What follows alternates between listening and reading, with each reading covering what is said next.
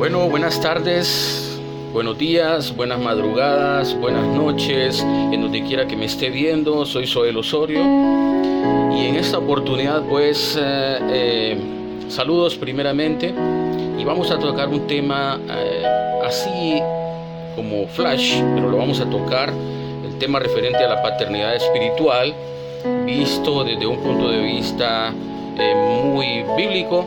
Y también viendo algunos aspectos de presunciones que se han hecho, lo que era, lo que ahora es.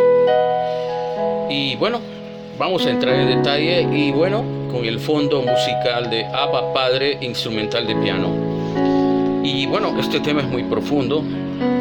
Y bueno, yo creo que todo inicia alrededor de cuando el Señor Jesucristo dijo: a nadie llaméis Padre y a nadie llaméis Maestro. ¿Verdad? Si bien es cierto, Él lo dijo, pero hay que ver a quién se lo dijo.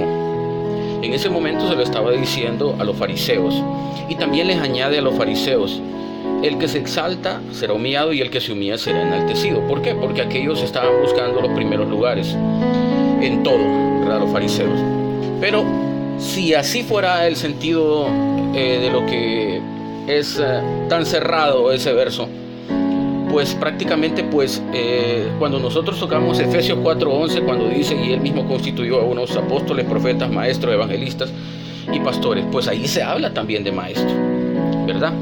Sí, de maestro. A nadie llaméis padre ni maestro, ¿verdad? Pero aquí en Efesios 4:11 el Señor pone como manifiesto la vigencia a los maestros, ¿verdad? Entonces se quiere decir de que aquel versículo era dirigido para los fariseos por determinadas circunstancias. Eso no significa de que no se le pueda llamar maestro a nadie, igual como padre. Entonces no le llamaríamos padre a nuestro papá, ¿verdad? En lo natural no le llamaríamos padre, porque Él dijo: a nadie llaméis padre. Pero hay que ver el contexto y en el momento en lo cual Él estaba diciendo esas cosas, ¿verdad? Bueno, vamos a seguir. Pero también ya a lo largo de la historia de la iglesia, en algunas tres décadas para acá, se vienen manifestando una serie de movimientos diversos. Y bueno, y en eso incluye ahora lo que es la denominada paternidad espiritual, ¿verdad? Aduciendo de que, bueno, tenemos un padre en lo natural, también tenemos un padre que es nuestro Padre Celestial, y por ende se aduce de que necesitamos un padre espiritual también. Vamos a leer, y quiero que nos adentremos en 1 de Timoteo 1:2. 1 de Timoteo 1:2 de forma rápida, o 1 de Corintios, vamos a 1 de Corintios mejor primero. 1 de Corintios 4:14 dice: no escribo esto para avergonzaros, sino para amonestaros como a hijos míos amados. Oiga bien, como a hijos míos amados, dice Pablo, ¿eh? Porque aunque tengáis 10,000 años en Cristo, no tendréis muchos padres, pues en Cristo Jesús yo os engendré por medio del Evangelio. Bonita palabra. Prácticamente yo podría argumentar en este mismo instante de que Pablo prácticamente se está considerando como un padre espiritual. Ok, vamos a leer 1 de Timoteo. Vamos a leer 1 de Timoteo 1.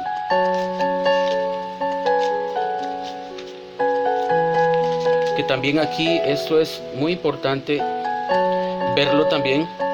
1 Timoteo 1:1 dice: Pablo, apóstol de Jesucristo, por mandato de Dios nuestro Salvador y del Señor Jesucristo nuestra esperanza, dice. A Timoteo, dice, verdadero hijo en la fe. Ahí nomás nos vamos a quedar. Ya van 2 veces en las cuales Pablo argumenta. En una argumenta, dice de que aunque pueda tener muchos años, solo va a tener a un solo padre, porque Él los engendró en Cristo, ¿verdad? Pero como les decía yo, doctrina de la paternidad espiritual nunca había habido, solo hasta hace 3 décadas prácticamente. Pero al leer estos versículos, prácticamente estos versículos me llevan a mí como a que yo pueda creer de que Pablo en sí era un padre espiritual. Y yo creo que en parte tiene razón la escritura. Vamos a leer también a Juan, en primera de Juan, para que vayamos viendo, a grosso modo, vamos a ir viendo todos estos versículos. Mire cómo dice primera de Juan 2:1, dice: lo que era desde el principio, lo que hemos oído, lo que hemos visto con nuestros ojos, lo que hemos contemplado y palpado nuestras manos tocante al verbo. No, 2:1. Primera de Juan 2:1. Hijitos míos, dice, estas cosas os escribo para que no pequéis. Aquí de nuevo el apóstol Juan está hablando de hijitos míos. Vamos al 12 también, 2:12. Vamos a ver qué dice 2:12. Os escribo a vosotros, hijitos. De nuevo dice el apóstol Juan en el versículo del capítulo de primera de Juan 2:12, dice hijitos de nuevo. Vamos a ver otro, 2:13. Os escribo a vosotros, padres, porque conocéis al que es desde el principio. Os escribo a vosotros, jóvenes, porque habéis vencido al maligno. Os escribo a vosotros, hijitos. En el mismo versículo 13. Vamos a leer otro, el 18, verso 18. Hijitos, de nuevo. Ya es el último tiempo y según vosotros oísteis que el anticristo viene. Vamos a leer otro versículo, el 28. Y ahora, hijitos, permaneced en él. Vamos a otro capítulo, el 3, primera de Juan 3:7. Hijitos, nadie os engañe, el que hace justicia es justo. Vamos a leer otro versículo, 3:18. Hijitos míos, no amemos de palabra ni de lengua, sino de hecho y en verdad. Vamos al capítulo 4, primera de Juan 4:4. Hijitos, vosotros sois de Dios. Vamos al capítulo 5. Esto está volviéndose muy bueno. Vamos al capítulo 5, versículo 21. Hijitos, guardaos de los ídolos. Amén. Ahora vámonos a Filemón. Esto está muy profundo, porque definitivamente cuando leemos la escritura, prácticamente podríamos enfatizar de que la doctrina de la paternidad espiritual pues prácticamente es tajante. Pero hay que tener en cuenta también de que ahora se han hecho muchas presunciones acerca de esto y muchos han querido ganar ventaja con esto. Vamos a Filemón 1:1. Pablo, prisionero de Jesucristo, dice, y el hermano Timoteo, al amado Filemón, colaborador nuestro. Vamos a ver Filemón 1:1, sí. Ok, pero aquí dice, y el hermano Timoteo. Si se acuerdan, en primera de Timoteo 1:2 le llama verdadero hijo en la fe. Pero ahora, en Filemón 1:1, Pablo le llama a Timoteo hermano. Mire, vamos a ver. Filemón 1:1, Pablo, prisionero de Jesucristo, y el hermano Timoteo, al amado Filemón, dice, colaborador nuestro. Ok. En un versículo le llama hijo, verdadero hijo en la fe. En otro versículo le llama hermano. Ok. Ahora vamos a otro versículo. Nos vamos a remontar a primera de Pedro 5:13. donde también Pedro hace uso de la palabra hijo. 5:13 dice, y se refiere y dice, Primera de Pedro 5:13, la iglesia que está en Babilonia, elegida juntamente con vosotros, y Marcos dice, mi hijo os saluda. Oiga bien, y Marcos, mi hijo, os saluda. Prácticamente Juan, Pedro, Pablo, en determinado momento de su vida ministerial, llama hijos a algunas personas. Pero ahora vamos a ver, porque esto ahora se ha degenerado. Yo le voy a decir algo.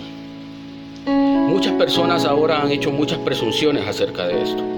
Muchas presunciones para ganar ventaja, para ganar señorío. Pero yo les digo a ellos, ok, está escrito. No hay duda de que está escrito, de que ellos le llaman hijos. Pero si Pablo hubiese dejado la paternidad espiritual como una doctrina, yo diría que en los encabezados de cada una de sus epístolas dijera, por ejemplo, aquí hay una epístola de Pablo, prisionero de Jesucristo, y el hermano Timoteo, dice. Pero en otras, por ejemplo, si nos vamos a Colosenses, vamos a ver los encabezados. Pablo, apóstol de Jesucristo por la voluntad de Dios, y el hermano Timoteo, aquí de nuevo le está llamando, en Colosenses le está llamando hermano, pero también le dice hijo. Entonces, ¿por qué le dice hijo en determinados momentos? ¿Y por qué le dice hermano también? Por supuesto, porque es hermano, pero en el contexto del cuidado que él le daba a la iglesia, en ese contexto él les decía hijos.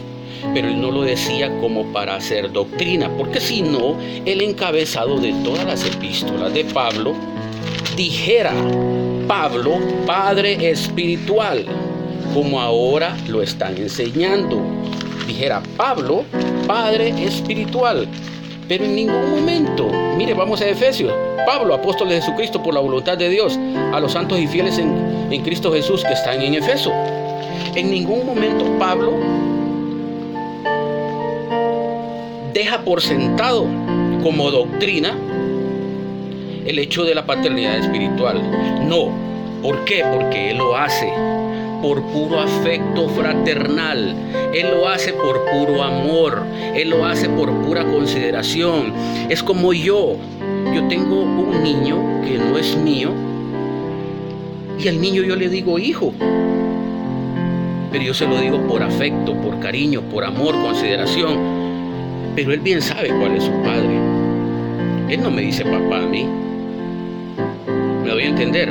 Otra cosa, viéndolo desde el punto de vista de la historia, histórico, de la teología histórica, en ningún momento se da a conocer de que Pablo queda marcado como un padre espiritual y lo enseña como doctrina a manera de que los hermanos le dijeran papi, como muchos lo enseñan. ¿Por qué? Porque en aquel entonces, ya para cerrar, porque en aquel entonces se sabía realmente quién era el Padre y todo el mundo dirigía su mirada al Padre. Aún los historiadores, como Josefo, en ningún momento hacen mención, ni otros historiadores hacen mención de que esto de la paternidad espiritual, Pablo lo haya dejado sentado como una doctrina. No, él lo hacía por amor, por consideración. Pero ahora la gente toma ventaja de estos versículos y asume muchas cosas. Aún les dice que si no honran al padre espiritual, que es el pastor, pues no van a tener bendiciones. Hay que tener mucho cuidado acerca de esto. Quise ampliarlo así de manera rápida, pero esto es más profundo. Lo vamos a dejar acá. Pero por favor examinen bien esto. Las presunciones, los encabezados de las epístolas no dicen que Pablo deja como doctrina eso, la teología histórica tampoco, y entonces son cosas que hay que tenerlas bien presentes. Vamos a tratar este tema de forma más amplia en otra ocasión. Gracias.